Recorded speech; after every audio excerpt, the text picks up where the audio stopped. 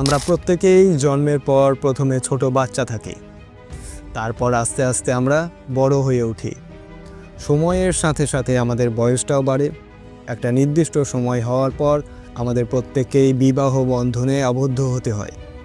কিন্তু যদি এই বিবাহ বন্ধনে আবদ্ধ হওয়াটাই মৃত্যুর কারণ হয়ে দাঁড়ায়, হ্যাঁ ঠিকই শুনেছেন, মৃত্যুর কারণ।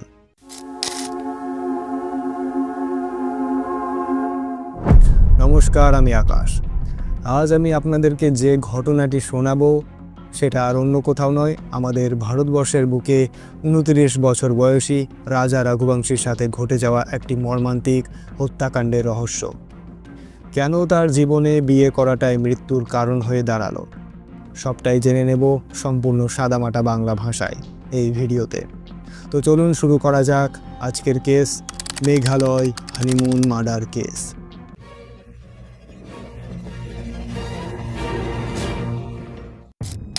29 বছর বয়সী রাজা রঘুবংশী ছিল মধ্যপ্রদেশের ইন্দোরের বাসিন্দা। পেশায় ছিল একজন ট্রান্সপোর্ট ব্যবসায়ী। অন্যদিকে 24 বছর বয়সী সোনাম রঘুবংশীও ছিল একজন ব্যবসায়িকের মেয়ে। তার বাবার কাঠের প্লাইবোর্ডের ব্যবসা ছিল, সেটারই দেখাশোনা করত সোনাম রঘুবংশী। তো দুজনের পরিবারই ব্যবসায়িক ছিল এবং তাদের কাস্টও সেম ছিল। তো এই কারণে তাদের দুজনের পরিবারের মধ্যে যখন বিয়ের কথাবার্তা চলে, তো দুইজনের পরিবারের মধ্যে একটা ভালো সম্পর্ক তৈরি হয়। এই কারণেই তাদের বিয়েটা লেগে যায় এবং তাদের বিয়ে নিতে দুই পরিবার রাজি হয়ে যায়।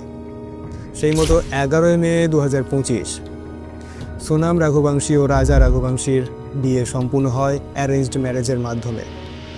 আমরা সেই সব ভাইরাল ভিডিওতে দেখেছি রাজা রঘুবংশী ও রাজার পরিবার তারা কত খুশি এতে আছে, তারা কত আনন্দ করছে ছেলের বিয়েতে।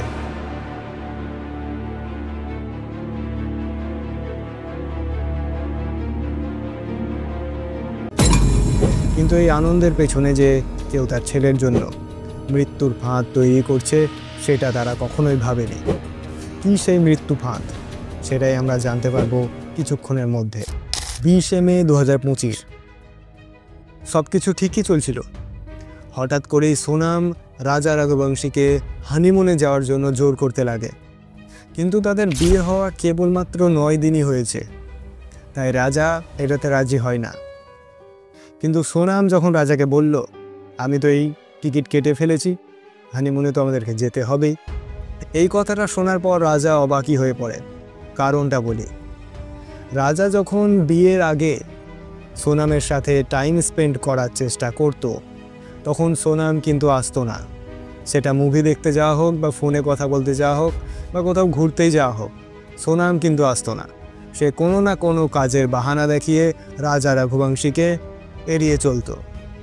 এই বিষয়টি রাজা রঘুবংশী তার মাকে জানিয়েছিল বিয়ের আগে, কিন্তু তার মা এই বিষয়টিকে তখন অতটা গুরুত্ব দেয়নি। এই ভেবে যে সত্যিই কোনো হয়তো কাজ থাকতে পারে, তাই রাজাও সেই সময় এই বিষয়টিকে নিয়ে অতটা বাড়াবাড়ি করেনি। কিন্তু সেই মেয়েই যখন আজ নিজে থেকে হানিমুনে যাওয়ার জন্য আগে থেকে টিকিট কেটে ফেলে এবং তারপরে রাজাকে বলে, তখন রাজা সত্যিই অবাক হয়ে পড়ে। কারণ যে মেয়ে আগে তার সাথে একটুকু টাইম স্পেন্ড করার জন্য কত বাহানা করত, আজ সেই মেয়েই নিজে হানিমুনে যাওয়ার জন্য বলছে। কিন্তু রাজা কি বলবে, সদ্য বিয়ে হয়েছে তাদের, নতুন বউকে সে না কি করে করবে। তো রাজা শেষ পর্যন্ত এই হানিমুন ট্রিপে যাওয়ার জন্য অবশেষে রাজি হয়েই যায়। কিন্তু এই রাজি হওয়াটাই যে তার জীবনের সবথেকে বড় ভুল সিদ্ধান্ত হয়ে দাঁড়াবে, সেটা রাজা তখন জানতো না। 20 মে 2025 কথা মতো তারা রওনা হয় হানিমুনের উদ্দেশ্যে। প্রথমে তারা আসামের মা কামাখ্যার মন্দির দর্শনে যায়, সেখানেই তারা একদিন মতো সময় কাটায়। 21 মে 2025 এবার তারা রওনা হয় মেঘালয়ের উদ্দেশ্যে। এদিক সেদিক ঘুরতে ঘুরতে তারা যখন মেঘালয়ের শিলংয়ে পৌঁছয়, তখন ডেট হচ্ছে 22 মে 2025। তারা সেখানে পৌঁছিয়ে একটি হোমস্টেতে চেক ইন করিয়ে একটা লোকাল স্কুটি ভাড়া নেয় এবং সেই স্কুটি নিয়েই তারা এবার রওনা হয় সেখানে থাকা চেরাপুঞ্জির মাওলাখিয়াতের উদ্দেশ্যে। সেখানে পৌঁছে সৌরানিম নামক একটি অঞ্চলে তারা পৌঁছয় দুজনে। সেখানে পৌঁছে তারা একটি ক্যাফের বাইরে স্কুটিটা পার্ক করে এবং সেখানে থাকা একটি লোকাল গাইডকে সঙ্গে নিয়ে ট্রেকিংয়ের জন্য বের হয়। সেখানে ছিল একটি 2 থেকে 3 হাজার ধাপ নিচে অবস্থিত নুংরিয়াট গ্রাম। মাওলাখিয়াত থেকে 2 থেকে 3 হাজার ধাপ নিচে ছিল এই গ্রামটি। তো সেখানে পৌঁছানোর জন্য তারা এবার রওনা হয়।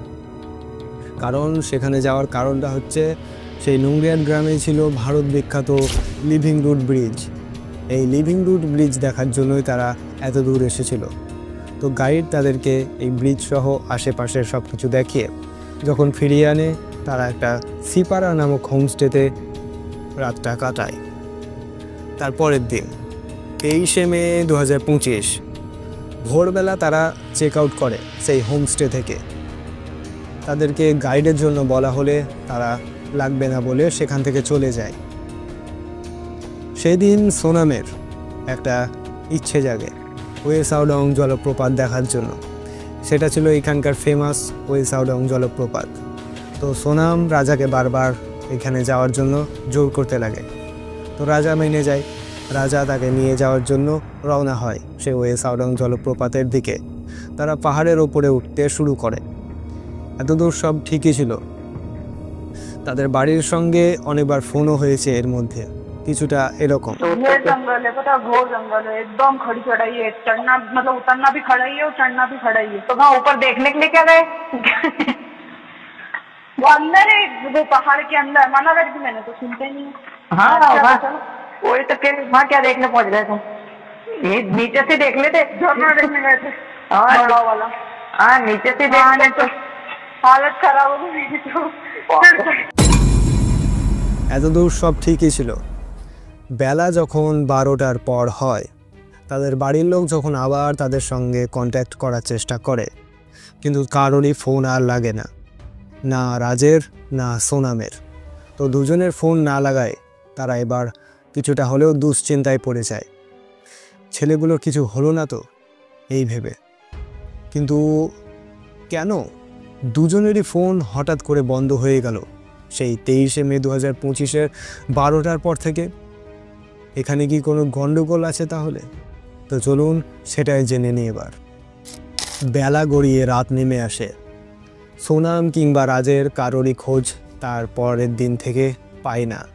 তো এই কারণে পরের দিন 24শে মে 2025 তাদের পরিবার থেকে আসে রাজার ভাই বিপিন ও সোনামের ভাই গোবিন্দ শিলংয়ে। তারা শিলং আসতে প্রথমে সেই হোমস্টেগুলিতে চেকিং করে। সেখানে যেতে যেতে তারা সেই হোমস্টেটিকেও পায়, সিপারা হোমস্টে। সেখানে মালিকের সাথে তারা কথা বললে জানতে পারে তারা কাল সকালবেলা মানে ভোরবেলায় শেষ দেখা তাদের সঙ্গে আমার। তারপর থেকে তারা কাল রাত্রে আসেনি এবং তারপর থেকে এখন পর্যন্ত তারা আমাদের হোমস্টেতে আসেনি। তো এটা শোনার পর তারা দুজনে অনেক চিন্তায় পড়ে যায় এবং আর একটুও সময় নষ্ট না করে সেখানের পুলিশ স্টেশনে খবরটা জানায় এবং একটা মিসিং ডায়েরি লেখায় তাদের নামে। তো পুলিশকে তদন্তে নামতে শুরু করা হয়। পুলিশও আর একটুও সময় নষ্ট না করে তদন্তে নামে। পুলিশ যখন তদন্তে নামে সেদিন ছিল 24শে মে। তো 24শে মে হঠাৎ এত ভারী বৃষ্টি পড়ে সেখানে যে তারা তদন্ত ভালোভাবে চালাতে পারে না। তাই তারা সেদিনটা বন্ধ রাখে তদন্ত। তারা 25শে মে পরের দিন তারা তদন্ত করতে শুরু করে একটা স্পেশাল ফোর্স নিয়ে। তারা যখন তদন্ত করতে শুরু করে, তদন্ত 1 দিন 2 দিন 3 দিন হয়ে যায়, কিন্তু তদন্ত প্রায় 9 দিন হয়ে যায়। তারা তদন্ত করেও সেই সোনাম ও রাজকে এখনও খুঁজে বার করতে পারেনি। কি হলো তাহলে তাদের? চলুন সেটাই জেনে নিই। এইভাবে টানা 9 দিন পেরিয়ে যায়, কারোরই খোঁজ পুলিশ এখনও পর্যন্ত করতে পারেনি। এর মধ্যেই আসে সেই ভয়াবহ দিনটা 2 জুন 2025। পুলিশ তদন্ত করতে করতে এবার পৌঁছায় সেই ওয়ে সাউডং জলপ্রপাতের কাছে, যেখানে সোনাম ও রাজ শেষবারের জন্য গিয়েছিল। তারপর থেকেই সমস্ত ঘটনা ঘটতে শুরু।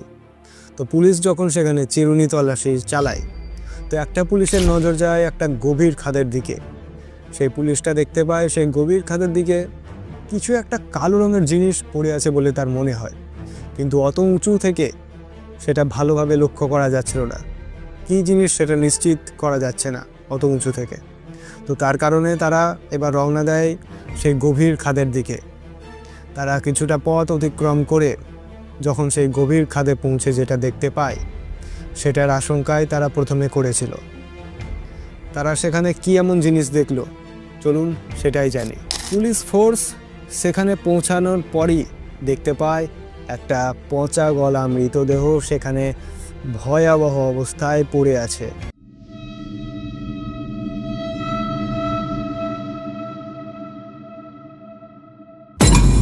এটা দেখেই তারা চমকে ওঠে। তাহলে তারা যেটা ভাবছে সেটাই কি? তাদের সাথে থাকা রাজার ভাই বিপিন সেই ডেড বডিটাকে দেখতেই হাউ হাউ করে কেঁদে ওঠে, কারণ সে চিনতে পেরে যায় সেটা কার ডেড বডি। কারণ সেই ডেড বডির হাতে ট্যাটু করে লেখা ছিল রাজা, যেটা ওর দাদা হাতে লেখা ছিল। তো রাজার হাতে ট্যাটু দেখে সে তো বুঝতেই পেরে যায় এটা কার ডেড বডি। তো পুলিশ যখন সেই ডেড বডিটা শনাক্ত করে, তো সেই পুলিশ ডেড বডিটার কাছ থেকে পায় কিছু জিনিস। একটা হচ্ছে মোবাইলের ভাঙা অংশ, একটা ওষুধের খাপ, একটা ধারালো রক্তমাখা অস্ত্র ও সেই রাজার হাতে থাকা একটি স্মার্ট ওয়াচ। তো এটা দেখে প্রমাণ হয়ে যায় যে এটা রাজারই ডেড বডি। কিন্তু সেই সময় সকলের মনে একটা বিষয় ঘুরপাক খাচ্ছিল, এটা যদি রাজার ডেড বডি হয় তাহলে সোনাম কোথায়? তাকেও কি কেউ মেরে ফেলে দিয়েছে, নাকি কেউ কোথাও নিয়ে গিয়ে তাকে পাচার করে দিয়েছে? এরকম দুশ্চিন্তা সকলের মনে ঘুরতে থাকে। সোনামকে খোঁজার তল্লাশি শুরু করে পুলিশ। চারিদিকে সোনামকে খোঁজা হয়, কিন্তু সোনামকে খুঁজে পাওয়া যায় না। তাহলে সোনাম গেল কোথায়? চলুন সেটাই জেনে নিই পরের অধ্যায়ে।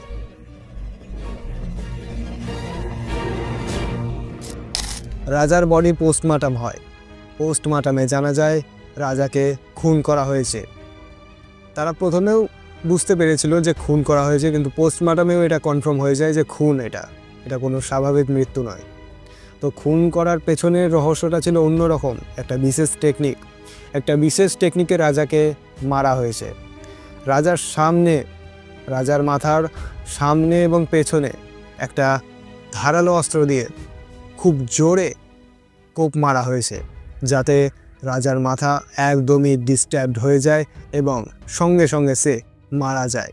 এরকম টেকনিক ইউজ করে তাকে মারা হয়েছে, যাতে রাজাকে মারতে তাদের সময় না লাগে। এর মধ্যে সোনামকেও খুঁজে বেড়াচ্ছে পুলিশ। এরকম করে আরও 6 দিন কেটে যায়। সোনামকে তারা চারিদিকে তল্লাশি করার পরেও এখন পর্যন্ত খুঁজে পায়নি। এর মধ্যেই দিনটা ছিল 8ই জুন। গভীর রাত্রে সোনামের ভাই গোবিন্দের ফোনে কল আসে সোনামের।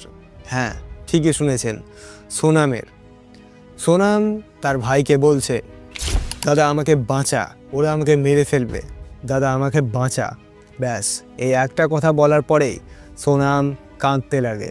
তার কান্না দেখে সেই ফোন দেওয়া ব্যক্তিটি সেই গোবিন্দের সাথে, মানে সোনামের ভাইয়ের সাথে কথা বলতে লাগে। তো সোনামের ভাই সেই ব্যক্তিটিকে বলে, আপনি এক্ষুনি কোনো ধারে পাশের পুলিশ স্টেশনে ফোন করে জানান সোনামের ব্যাপারটা। তো সে সেই রকমই করে, পুলিশ স্টেশনে ফোন করে এবং সোনামকে পুলিশ এসে তাদের নিজের আন্ডারে নিয়ে নেয় এবং তারাও জানতে পারে যে সোনাম এতদিনে পাওয়া গেছে। কিন্তু এখানে জানা যায় নাকি সোনাম মেঘালয় থেকে একটা গাজীপুরের কাশি ধাবা নামক একটি ছোট্ট ধাবাতে এসেছিল, কিন্তু সে মেঘালয় থেকে এই ধাবাতে কী করেই বা এলো গাজীপুরে, এটা জানার বিষয় ছিল পুলিশের কাছে। তো পুলিশ যখন সোনামকে ভালোভাবে তদন্ত করে এই বিষয়টি নিয়ে, তো সোনাম কিছুটা এরকম বলে,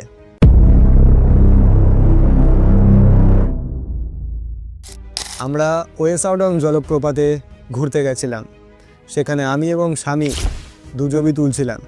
তো এই ছবি তুলতে তুলতে হঠাৎ কয়েকজন ব্যক্তি এসে আমার স্বামীর মাথায় 2 বার কোপ মারে এবং তাকে মেরে ফেলে।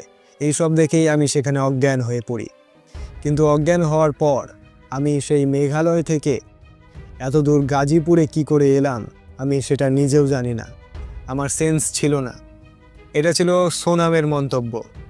কিন্তু পুলিশ এই বিষয়টিকে খুব কঠোরভাবে দেখে। এই কঠোরভাবে দেখতেই সোনামের মুখ থেকে এবার বেরিয়ে আসে কিছু ভয়ঙ্কর তথ্য, যে তথ্য শোনার জন্য পুলিশ এবং পরিবারের কেউই রাজি ছিল না। তো চলুন কি সেই ভয়ঙ্কর তথ্য সেটাই জেনে নিই পরের অধ্যায়ে।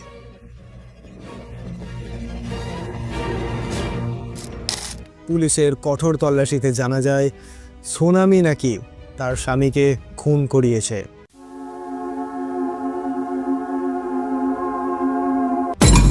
সে এতে একা জড়িত নয়, তাকে সাহায্য করেছে আরও 4 জন ব্যক্তি: রাজ কুশওয়াহা, বিশাল সিং চৌহান, আকাশ রাজপুত এবং আনন্দ সিং কুর্মি। এই 4 জন ব্যক্তিকে সে টাকা দিয়েছিল নিজের স্বামী রাজা রঘুবংশীকে খুন করার জন্য। কিন্তু কেন এই সদ্য বিবাহিত স্ত্রী তার স্বামীকে খুন করার জন্য টাকা দিল, বা কেনই সে মারতে চাইল নিজের স্বামীকে? তো চলুন সেটাই জেনে নিই এবার।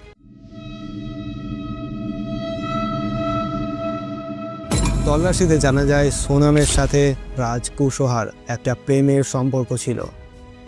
এই প্রেমের সম্পর্ক তৈরি হয় কারণ রাজ সোনামদের কাঠের প্লাইবোর্ড ফ্যাক্টরিতেই কাজ করত। সেখান থেকেই সোনাম ও রাজের একটা প্রেমের সম্পর্ক তৈরি হয়। এই প্রেমের সম্পর্কটা সোনাম তার বাড়িতে জানিয়েছিল, কিন্তু তার পরিবার মানে সোনামের পরিবার এটা মেনে নেয়নি, কারণ রাজ একটা কর্মচারী আর তারা ছিল কোথায় একটা উঁচু লেভেলের ব্যবসায়ী। তো কর্মচারীর সাথে তার বাবা মেয়ের বিয়ে দিতে চায়নি। তো রাজা রঘুবংশী পরিবার সোনামের বাবাকে ভালো লাগে, তাই মেয়ের কথা অমান্য করেই রাজা রঘুবংশী পরিবারে মেয়ের বিয়ে দিয়ে দেয়। কিন্তু মেয়ে যে তার প্রেমিকের সাথে এরকম একটা প্ল্যান আগে থেকেই করে রেখেছিল সেটা তারা জানতো না। তারা একটা খুন করার প্ল্যান আগে থেকেই করে রেখেছিল সুপরিকল্পিতভাবে। তাদের প্ল্যান ছিল কিছুটা এরকম: সোনাম বিয়ে করবে, তারপর কিছুদিন কেটে গেলে সে হানিমুনে যাওয়ার জন্য রাজাকে বারবার অনুরোধ করতে লাগবে। তো রাজা শেষ পর্যন্ত যেতে রাজি হয়েই যাবে। তো সেই মতোই যখন সে হানিমুনে যাবে, সে হানিমুনের জায়গাটা নিজেই সিলেক্ট করবে এবং অজান্তেই টিকিট কেটে রেডি রাখবে। সেরকমই হানিমুনে যাওয়ার জন্য সোনাম মেঘালয়ের টিকিটটা আগেই কেটে ফেলে, অজান্তেই, সবাইকে না জানিয়েই। তো তারা যখন টিকিটটা কেটে ফেলে, তাদের সঙ্গে ওই 4 জন খুনি রাজ কুশওয়াহা, বিশাল সিং চৌহান, আকাশ রাজপুত এবং আনন্দ সিং কুর্মি এরাও রেডি থাকে মেঘালয়ে যাওয়ার জন্য। তারা যখন মেঘালয়ে পৌঁছাবে, সেখানে তারা একটা ওয়ে সাউডং জলপ্রপাতের কাছে যাবে এবং তাদের সঙ্গে যাবে সেই 4 জন পেছন পেছন, এবং একটা জনশূন্য পরিবেশ বুঝে, নিস্তব্ধ জায়গা বুঝে রাজা রঘুবংশীকে তারা সবাই মিলে খুন করবে। এই খুন করার পর তারা কিছুদিন এদিক সেদিক গা ঢাকা দিয়ে বসে থাকবে এবং সোনাম তার কিছুদিন পরে উধাও হওয়ার নাটক করবে এবং ফিরে আসার জন্য চেষ্টা করবে পরিবারের কাছে। একটা পরিকল্পিত প্ল্যান তারপরে সে করবে পরিবারের সামনে। অনেক নাটক করবে যাতে পরিবার তাকে কিছু সন্দেহ না করে। তো তারপর সোনাম ও রাজ কুশওয়াহা কিছুদিন কেটে গেলে আবার বিয়ে করে এই শহর থেকেই পালিয়ে যাবে। এইটা ছিল রাজ ও সোনামের সুপরিকল্পিত একটি প্ল্যান। এই প্ল্যানের কারণেই, এই সম্পর্কের কারণেই আজ একটা জলজ্যান্ত ভালো নির্দোষ ছেলের প্রাণ চলে গেল। আবারও একটা মায়ের কোল খালি হয়ে গেল। আমার দিক থেকে বলতে গেলে আমি বলবো, এই কেসে যারা জড়িত আছে তাদের কঠোর থেকে কঠোরতম শাস্তি হোক। সোনাম ও রাজ যখন নিজেদের প্রেমের কাহিনী নিজের পরিবারে জানাতে পেরেছিল, তো সেটা যদি রাজা রঘুবংশীকে বিয়ের আগে বলতো, তাহলে রাজা রঘুবংশী হয়তো এই বিয়েটা কোনো না কোনো বাহানায় ভেঙে দিতে পারত। তাহলে হয়তো আজ একটা মায়ের কোল খালি হতো না এবং 29 বছর বয়সে একটা জলজ্যান্ত তরতাজা প্রাণ হারাতে হতো না। তো এই কারণেই আমার সোনাম ও রাজের প্রতি এতটাই ঘৃণা করছে, কিছু বলার নেই। থাক, এর থেকে বেশি আর কিছু বলার আমার অধিকার নেই, কারণ কেসটি এখন চলছে। আপনারা আপনাদের মতামত অবশ্যই কমেন্ট সেকশনে জানান। আর হ্যাঁ, আমার আপনাদের কাছে একটা ছোট্ট নিবেদন, আমি ক্যামেরা কোয়ালিটি হয়তো 100% আপনাদের দিতে পারছি না, এর জন্য আমি খুবই দুঃখিত ও আপনাদের কাছে ক্ষমা প্রার্থী। কিন্তু কন্টেন্ট কোয়ালিটি আপনাদেরকে 100% দেওয়ার চেষ্টা করছি আমি। আপনার একটা সাবস্ক্রাইব, একটা লাইক আমার কাছে প্রচুর মোটিভেশন। তাই আমার কন্টেন্ট কোয়ালিটি কীরকম হচ্ছে আপনারা অবশ্যই ফিডব্যাক দিবেন, কারণ আপনার ফিডব্যাক আমার কাছে প্রচণ্ড জরুরি। ভালো থাকবেন, সুস্থ থাকবেন, এবং এখন যা পরিস্থিতি, আমার দাদা ভাইদেরকে বলবো বিয়ে করার আগে অবশ্যই মেয়ের কেরিয়ার না জেনে মেয়েকে ডাইরেক্ট জিজ্ঞাসা করো তোমার কোনো পাস্ট লাইফের কোনো ঘটনা আছে কি। বুঝতেই পারছেন আমি কি বলতে চাইছি। ডাইরেক্ট জিজ্ঞেস করো এবং যতটা পারবে এই বিষয়টিকে সলভ করে নাও বিয়ের আগেই, নাহলে হয়তো নেক্সট তুমিও হতে পারো। ধন্যবাদ, আজ এখানেই সমাপ্ত করছি। দেখা হচ্ছে পরবর্তী কোনো ভিডিওতে। ভালো থাকুন, সুস্থ থাকুন এবং সতর্ক থাকুন, সাবধানে থাকুন।